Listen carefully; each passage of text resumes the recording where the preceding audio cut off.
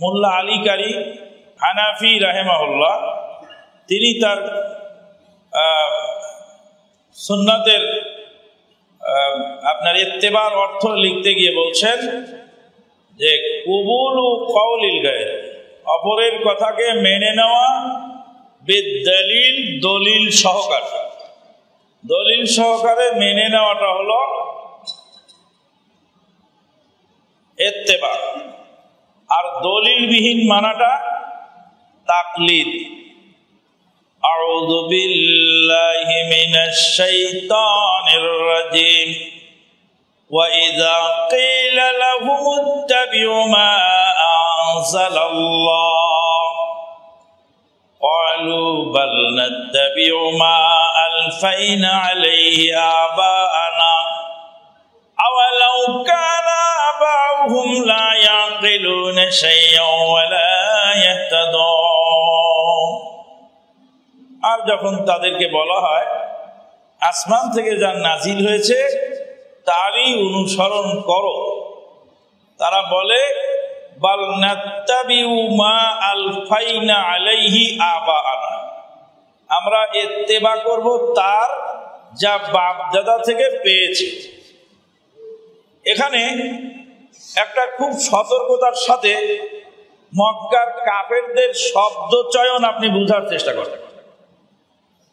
বাপ দাদার কথাকে বিনা দলিলে মানার নাম কি? তাকলিদ। বিনা দলিলে কারো কথা চোখ বন্ধ করে মানার নাম কি? তাকলিদ।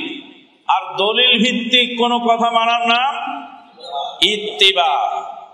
মক্কার কাফেররা যা করতো বাপ দাদার অন্ধ অনুসরণ, ওরা কি তাকলিদ ছিল না ইত্তিবা ছিল? তাকলিদ। কিন্তু তারা কি তাকলিদ বললেন? ক্বালু বাল নুকাল্লিদু মা আলফাইনা আলাইহি আবা'ানা, আমরা বাপ দাদার তাকলিদ করব, তাই কি বললেন? মক্কার কাফেররা কি বলল? ক্বালু বাল নাত্তাবিউ মা আলফাইনা আলাইহি আবা'ানা। তাকলিদ শব্দটা এতই ঘৃণিত, তাকলিদ শব্দটা এতই জঘন্য, তাকলিদ শব্দটা এতই অপছন্দনীয় যে মক্কার কাফেররা করতো বাপ দাদার তাকলিদ, কিন্তু দাবি করতো যে আমরা বাপ দাদার ইত্তেবা করি। কি বোঝা গেল? বোঝা গেল যে মক্কার কাফেরদেরও একটা রুচি জ্ঞান ছিল। তাকলিদ শব্দটা তারা নিজেরা পরিহার করেছে। তারা বলেনি বাপ নুকাল্লিদু মা আলফাইনা আলাইহি আবা'ানা, বাপ দাদা থেকে যা পেয়েছি ওটার তাকলিদ করব, তোমার দলিল আমি মানব না, তা বলেনি। তারা বলল কি? বাল নাত্তাবিউ মা আলফাইনা আলাইহি আবা'ানা, বাপ দাদা থেকে যা পেয়েছি তার ইত্তেবা করব। কারণ ওরা আরবি শব্দ ভালো করে জানতো। তাকলিদটা হলো গরু ছাগল পশু পাখির জন্য, মানুষের জন্য না।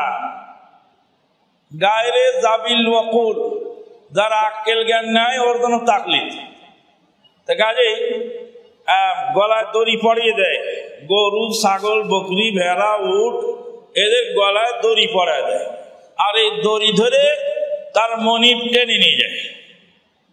তাহলে গলায় দড়ি পরিয়ে টেনে নিয়ে যাবে কাকে? পশুকে টেনে নিয়ে যাবে। মানুষকে আল্লাহ বিবেক দিয়েছে, সেই মানুষ নিজের গলায় নিজের দড়ি পরে তারপরে তার হুজুরের হাতে দিয়ে দিবে, হুজুর আমাকে যেখানে ইচ্ছা সেখানে টেনে নিয়ে যাবে। এরকম তো নাই। যেখানেই মক্কার কাফেররা এই তাকলিদ শব্দটা পরিহার করেছিলেন। আলহামদুলিল্লাহ।